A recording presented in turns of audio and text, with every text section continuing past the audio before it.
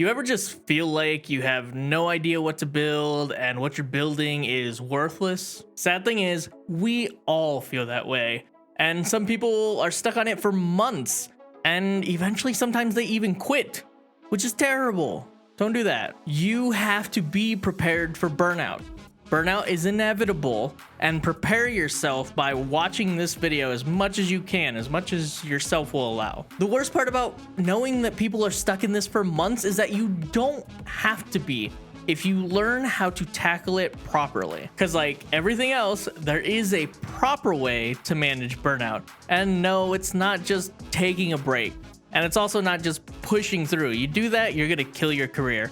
Don't do that. My name's RayBenefield. Ensuring that you don't fail is one of my special interests. And today we're gonna talk about how you can deal with burnout properly and healthily, of course.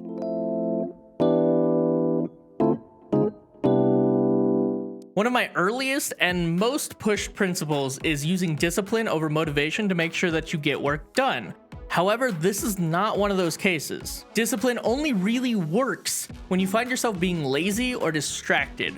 And that's not what burnout is. So don't use discipline. So how do you know which is which? When are you being lazy? When are you suffering from burnout? The best way to do this is use a little bit of discipline. Try to get some work done that you've been putting off.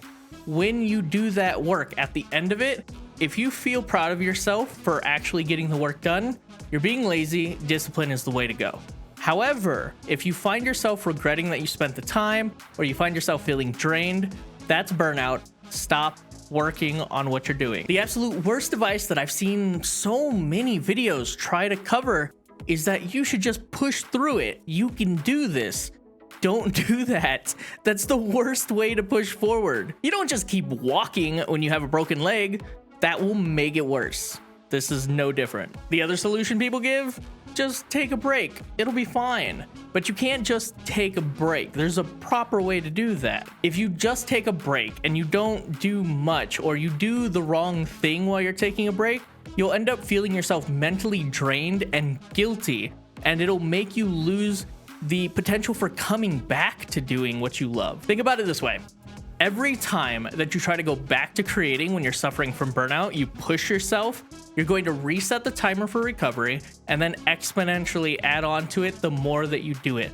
And that's extremely dangerous. In this case, what do? We have dreams to tackle, right? We want to reach them, and we don't just reach them by doing nothing. Here's what I propose and what I tell all the creators that I'm friends with. Take the time to find something adjacent to your dreams and work towards that. We talked about 30-70 last episode. This is that 70%. Find something that's supporting of your dreams and tackle that instead. When I say adjacent, I really mean adjacent. I don't mean similar. So if you get bored of Unity, you can't just switch to Unreal. You're doing the same thing. The burnout's still going to hurt. So instead, find something adjacent. You need a backup discipline to focus on. If you're a solo developer, you have your pick of the litter. There's so many things that you can learn. What do most programmers suck at? 3D art, 2D art, animations. Go try that. Jump into Blender. Go learn some, I don't know what do we use for 2D animations? Maybe you like showcasing games or analyzing the market, maybe even teaching like I'm doing. YouTube is a great different thing to focus on. There's a lot of things to do.